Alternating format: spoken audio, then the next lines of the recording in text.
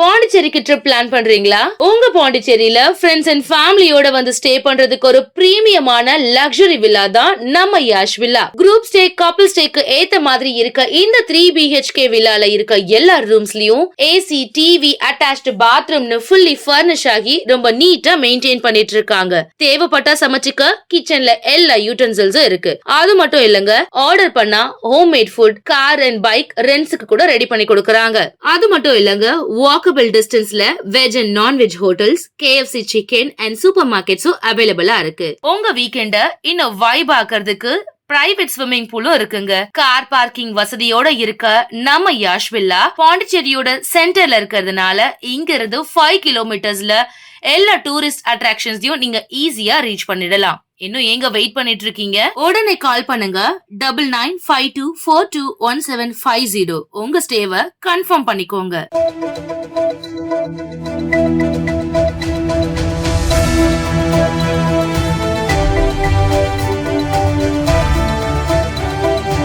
வணக்கம். சக்தி சேனலில் புதுவையின் இன்றைய நிகழ்வுகள். புதுச்சேரியில் அக்னி நட்சத்திரம் தொடங்குவதற்கு முன்பே 95 டிகிரி செல்சியஸ் வெயில் அடிப்பதால் பொதுமக்கள் மற்றும் சுற்றுலா பயணிகள் வெளியே வர முடியாமல் பாதிக்கப்பட்டுள்ளனர். புதுவையில் நாளுக்கு நாள் வெயிலின் தாக்கம் அதிகரித்து வருகிறது. வெயிலின் தாக்கத்தினால் அரசு பள்ளி மாணவர்களுக்கு கோடை விடுமுறை ஒரு வாரம் முன்பே தொடங்கியுள்ளது. தமிழகத்தோடு ஒப்பிடும்போது புதுவையில் குறைவான ஃபாரன்ஹீட் தான் வெப்பம் பதிவாகி வருகிறது. ஆனால் வெயிலின் தாக்கம் மட்டும் அதிகமாக இருக்கிறது. இதற்கு காற்றிலும் ஈரப்பதம் அதிகமாக உள்ளதுதான் காரணம் என கூறப்படுகிறது. தினசரி 95 டிகிரி விகிதம் வெயில் கொளுத்தி வருவதால் பகல் நேரங்களில் பொதுமக்கள் வெளியே நடமாட முடியாத நிலை உள்ளது. நேற்றைய தினம் புதுவையில் அதிகபட்சமாக 95.54 டிகிரி ஃபாரன்ஹீட் வெப்பம் பதிவானது. வார இறுதி நாளை கொண்டாட புதுவைக்கு வந்த சுற்றுலா பயணிகள் வெயிலின் தாக்கத்தால் வெளியே நடமாட முடியாமல் ஹோட்டல்கள் மற்றும் விடுதிகளிலேயே முடங்கினர். மாலை 5 மணிக்கு வெயில் தாக்கம் குறைந்த பிறகு அவர்கள் வெளியே வந்தனர். பொதுமக்கள் உடல் சூட்டை தணிக்க இளநீர், பழச்சாறு, நுங்கு, வெள்ளரி, தர்பூசணி கடைகளுக்கு படையெடுத்தனர். இந்த நிலையில் வரும் மே 4ஆம் தேதி முதல் அக்னி நட்சத்திரம் தொடங்குகிறது. இதனால் வெயிலின் தாக்கம் மேலும் அதிகரிக்கும் என்பதால் புதுவை மக்கள் பீதியடைந்துள்ளனர்.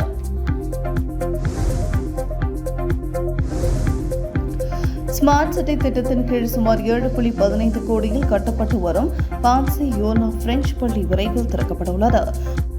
புதுச்சேரியில் ஸ்மார்ட் சிட்டி திட்டத்தில் சுமார் 80க்கும் மேற்பட்ட திட்டங்களுக்கு அனுமதி அளிக்கப்பட்டது.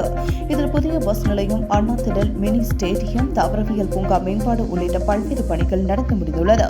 மேலும் சில மேம்பாட்டு பணிகள் நடைபெற்று வருகிறது. இதில் குறிப்பாக பிரெஞ்சு காலத்தில் கட்டப்பட்ட மிஷன் வீதியில் உள்ள கல்வி கல்லூரி பள்ளி, வஉசி அரசு ஆண்கள் மேல்நிலை பள்ளிகள் மறுசீரமைக்கப்பட்டு மீண்டும் திறக்கப்பட்டுள்ளது. தூய்மா வீதியில் 1827ஆம் ஆண்டு பான்சி யோனா பிரெஞ்சு பள்ளி தொடங்கப்பட்டது. அதன்பின் 1903ஆம் ஆண்டு அரசு கட்டுப்பாட்டின் கீழ் கொண்டு வரப்பட்டது. பழமை வாய்ந்த கட்டிடத்தில் பான்சி யோனா பெண்கள் பிரெஞ்சு பள்ளி செயல்பட்டு வந்தது. இந்த பள்ளி கட்டிடம் பலகீனமானதால் கடந்த 2014ஆம் ஆண்டு பான்சி யோனா பள்ளி மாணவிகள் வேறொரு பள்ளிக்கு மாற்றப்பட்டனர். அதன்பின் பான்சி யோனா பள்ளியை பழமை மாறாமல் புதுப்பிக்க அரசு நடவடிக்கை எடுத்தது. இதற்காக ரூபாய் 7.15 கோடி நிதி ஒதுக்கப்பட்டது. இந்த பணிகள் கடந்த 2023ஆம் ஆண்டு தொடங்கப்பட்டு அதே ஆண்டில் முடிக்கவும் திட்டமிடப்பட்டது. ஆனால் பணிகள் பல்வேறு காரணங்களால் குறித்த காலத்தில் முடிக்க முடியவில்லை. தற்போது இந்த பள்ளி கட்டுமான பணிகள் இறுதி கட்டத்தை எட்டியுள்ளது. கட்டுமான பணிகள் முழுவதும் நிறைவடைந்து வண்ணம் பூசும் பணிகள் முடிந்துள்ளது. இன்னும் ஓரிரு பணிகள் மட்டுமே பாக்கி உள்ளதாகவும் ஓரிரு வாரங்களில் பணிகள் முடிந்து விரைவில் பள்ளி கல்வித்துறையிடம் ஒப்படைக்க உள்ளதாகவும் ஸ்மார்ட் சிட்டி திட்ட அதிகாரிகள் தெரிவித்துள்ளனர். அதன்படி நடப்பு கல்வியாண்டில் பள்ளிகள் திறக்கப்பட்டு பயன்பாட்டிற்கு வரும் எனவும் கல்வித்துறை அதிகாரிகள் தெரிவித்தனர்.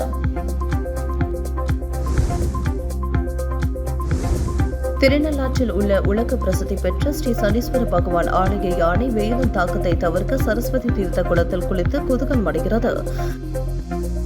காரைக்கால் மாவட்டத்தில் பிரசித்தி பெற்ற திருநள்ளாறு ஸ்ரீ தர்பாரண்யேஸ்வரர் தேவஸ்தானம் ஸ்ரீ சனீஸ்வர பகவான் கோவிலில் பிரகிருதி எனும் 22 வயது பெண் யானை உள்ளது. யானையை முருகேசன் மற்றும் மணிகண்டன் ஆகிய 2 பாகன்கள் பராமரித்து வருகின்றனர். திருநள்ளாறு தர்பாரண்யேஸ்வரர் ஆலயத்தில் நடைபெறும் திருவிழா மற்றும் முக்கிய நிகழ்வுகள், பூஜைகளில் கோவில் யானை பிரகிருதி கலந்து கொண்டு பொதுமக்களுக்கு ஆசீர்வாதம் வழங்கி வருகிறது. மேலும் விசேஷ நாட்களில் கோவிலுக்கு வரும் பக்தர்கள் சனீஸ்வர பகவானை தரிசனம் செய்து யானையிடம் ஆசீர்வாதம் பெறுவது வழக்கமாக ஒன்றாக உள்ளது. பிரகிருதி யானையை தினமும் காலை மற்றும் மாலை இருவேளை கோவிலின் சரஸ்வதி தீர்த்த குளத்தில் குளிக்க வைக்கப்பட்டு வருகிறது. தற்பொழுது காரைக்கால் மாவட்டத்தில் கோடை வெப்பம் காரணமாக சுட்டெரிக்கும் வெயில் அதிகரித்து வருகிறது. வெயிலின் தாக்கத்தை தணிப்பதற்காக தீர்த்த குளத்தில் மதியம் வேளையில் கூடுதலாக சில மணி நேரம் பிரகிருதி யானையை குளத்தில் குளிப்பதற்கு கோவில் நிர்வாகம் சார்பில் ஏற்பாடு செய்யப்பட்டுள்ளது. இதனால் மகிழ்ச்சி அடைந்துள்ள பிரகிருதி யானையை சுமார் 1.5 மணி நேரத்திற்கு மேலாக குளத்தை விட்டு வெளியேறாமல் ஆனந்தமாக குளித்து குதூகலம் அடைகிறது. ஈஷா அறக்கட்டளை நிறுவனர் சத்குரு எழுதிய கிருஷ்ண லீலா நூலினை புதுச்சேரி இந்திய தொழில் கூட்டமைப்பின் தலைவர் நடராஜன் வெளியிட்டார். ஈஷா அறக்கட்டளை நிறுவனர் சத்குரு எழுதிய கிருஷ்ணரின் பல்வேறு பரிமாணங்கள் குறித்து ஆற்றிய உரைகளின் தொகுப்பான கிருஷ்ண லீலா நூல் வெளியீட்டு விழா புதுச்சேரி SV பட்டேல் சார்பில் உள்ள ஹோட்டல் சத்குருவில் நடந்தது. புதுச்சேரி ஈஷா அறக்கட்டளை ஒருங்கிணைப்பாளர் பிரசாத் வரவேற்றார். புதுச்சேரி இந்திய தொழில் கூட்டமைப்பின் தலைவர் நடராஜன் நூலை வெளியிட்டார். சத்குரு ஹோட்டல் நிர்வாக இயக்குநர் அமர்நாத் பெற்றுக் கொண்டார். சிறப்பு விருந்தினராக கவிஞர் ரமணன் கலந்து கொண்டு பேசுகையில் தற்போது உள்ள சூழ்நிலையில் குழந்தைகள் மற்றும் இளைஞர்கள் மத்தியில் புத்தகம் வாசிக்கும் திறன் குறைந்துள்ளது. அதற்கு பெற்றோர்தான் காரணம். சிந்தனை வளர வேண்டும் என புத்தகம் படிக்கும் பழக்கத்தை ஏற்படுத்திக் கொள்ள வேண்டும் என்றார். விழாவில் பேச்சாளர் இந்திரா விஜயலட்சுமி, பிரபாகரன் மற்றும் தொழிலதிபர்கள், ஈஷா அறக்கட்டளை நிர்வாகிகள், ஊழியர்கள், பொதுமக்கள் கலந்து கொண்டனர்.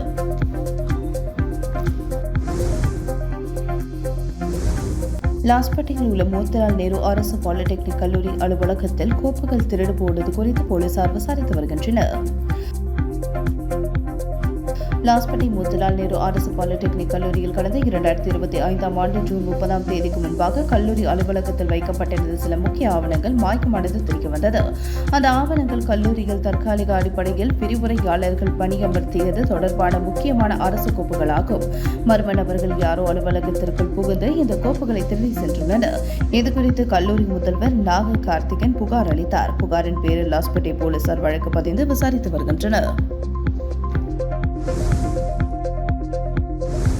புதுச்சேரி காவல்துறை சார்பில் நடைபெற்ற மக்கள் மன்றத்தில் 27 மனுக்கள் மீது உடனடியாக நடவடிக்கை எடுக்கப்பட்டது. புதுச்சேரி ரெட்டியார்பாளையம் காவல் நிலையத்தில் மக்கள் மன்றம் நிகழ்ச்சி நடந்தது. DKG சத்யசுந்தரம் மற்றும் SP வம்சதார் ரெட்டி கலந்து கொண்டனர். பல்வேறு பிரச்சினைகள் தொடர்பாக மக்கள் மனு அளித்த மனு மீது DIG நடவடிக்கை எடுத்தார். அதேபோல் சோழி நகர் புறக்காவல் நிலையத்தில் senior SP Kalaivanan, Karaikal town police ஸ்டேஷனில் senior SP Lakshmi Soujanya, Puducherry cyber crime காவல் நிலையத்தில் மக்கள் மன்றத்தில் சீனியர் SP ராகவ் ஆகியோர் பங்கேற்றனர். போக்குவரத்து காவல் நிலையங்கள் மற்றும் திருக்கனூர் காவல் நிலையத்தில் நடந்த மக்கள் மன்றத்தில் SP கதிரவன், சுப்பிரமணியன் கலந்து கொண்டு மக்கள் பிரச்சினைகளை கேட்டறிந்தனர். கரையாம்பத்தூர் புறக்காவல் நிலையம், மாகி மற்றும் ஏனாம் பகுதியில் உள்ள காவல் நிலையங்களில் மக்கள் மன்றம் நடந்தது.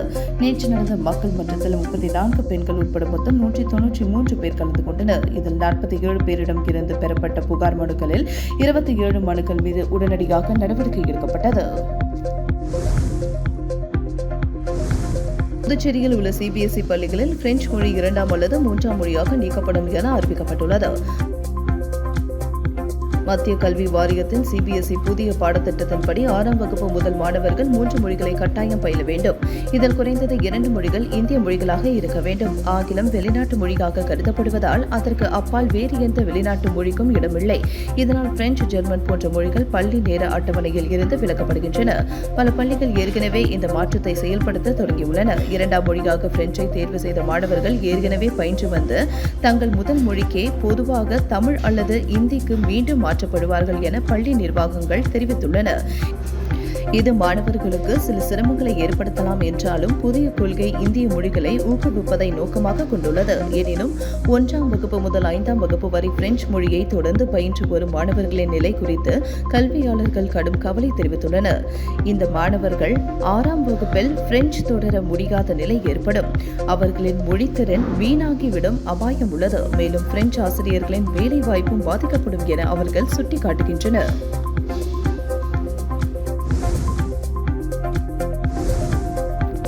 முதலியார்பேட்டையில் மதுபோதையில் வாய்க்காலில் தவறி விழுந்த கொத்தனார் இறந்தது குறித்து போலீசார் விசாரித்து வருகின்றனர். முதலியார்பேட்டை உடையார் தோட்டத்தை சேர்ந்தவர் செல்வம் 46 கொத்தனார். குடிப்பழக்கம் உள்ள இவர் நேற்று முன்தினம் மாலை மனைவி வேளாங்கண்ணியுடன் சண்டையிட்டு வீட்டில் இருந்து வெளியே சென்றார். இதையடுத்து ஒத்தவாடை வீதி அம்பேத்கர் சாலை சந்திப்பில் உள்ள வாய்க்கால் அருகே செல்வம் மதுபோதையில் அமர்ந்திருப்பதாக அக்கம் பக்கத்தினர் அவரது மகன் மணிமாறனிடம் தெரிவித்தனர். தந்தை வழக்கம் போல் வீட்டிற்கு வந்துவிடுவார் என எண்ணி மணிமாறனும் வீட்டிற்கு சென்றார். இந்த நிலையில் நேற்று காலை வரை செல்வம் வீட்டிற்கு வராததால் மணிமாறன் தனது தாயாருடன் அங்கு சென்று பார்த்தார். வாய்க்காலில் செல்வம் குப்பர விழுந்து இறந்து கிடந்தார். புகாரின் பேரில் முத்தலிகார்பேட்டை போலீசார் வழக்கு பதிவு செய்து விசாரித்து வருகின்றனர்.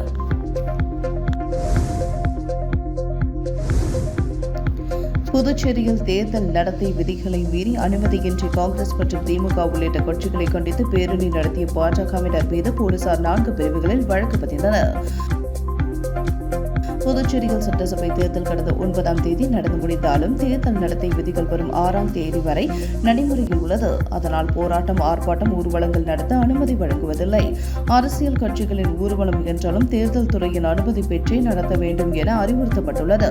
இந்த நிலையில் மத்திய அரசு கொண்டு வந்த மகளிர் மசோதாவிற்கு எதிர்ப்பு தெரிவித்த காங்கிரஸ் மற்றும் திமுக உள்ளிட்ட கட்சிகளை கண்டித்து புதுச்சேரியில் நேற்று முன்தினம் பாஜக சார்பில் பேரணி நடைபெற்றது. பேரணிக்கு போலீசார் அனுமதி அளிக்காத நிலையில் தேர்தல் துறையில் அனுமதி பெற்றுவிட்டதாக கூறி சுதேசி மில் முதல் பேரணிக்கு போலீசார் அனுமதி அளிக்காத நிலையில் தேர்தல் துறையில் அனுமதி பெற்றுவிட்டதாக கூறி சுதேசி மில் முதல் அண்ணா சிலை வரை பேரணி நடைபெற்றது. இந்த பேரணியில் சபாநாயகர் செல்வம், உள்துறை அமைச்சர் நமச்சிவாயம், பாஜக தலைவர் ராமலிங்கம் உள்ளிட்டோர் கலந்து கொண்டனர். இந்த பேரணிக்கு போலீசார் பாதுகாப்பு அளித்தனர். இந்த நிலையில் அரசு ஊழியரின் உத்தரவை மீறி சட்டவிரோதமாக கூறி பொதுமக்களுக்கும் போக்குவரத்திற்கும் இடையூறாக பேரணி நடத்தியதாக உதயஞ்சாலை சப் இன்ஸ்பெக்டர் அனில்குமார் புகார் அளித்தார். அதன் பேரில் பாஜக சட்டப்பிரிவு மாநில இணை அமைப்பாளர் கிருஷ்ணராஜ் உள்ளிட்ட 11 பேர் மீது வழக்கு பதிந்து விசாரித்து வருகின்றனர். உங்கள் சக்தி சேனலின் புதுவையின் அன்றாட நிகழ்வுகளை உடனுக்குடன் தெரிந்து கொள்ள சக்தி சேனல் புதுச்சேரி யூடியூப் சேனலை சப்ஸ்கிரைப் செய்து கொள்ளுங்கள். மறக்காமல் பெல் பட்டனையும் கிளிக் பண்ணுங்க, ஷேர் பண்ணுங்க, லைக் பண்ணுங்க. உங்கள் சக்தி சேனல்.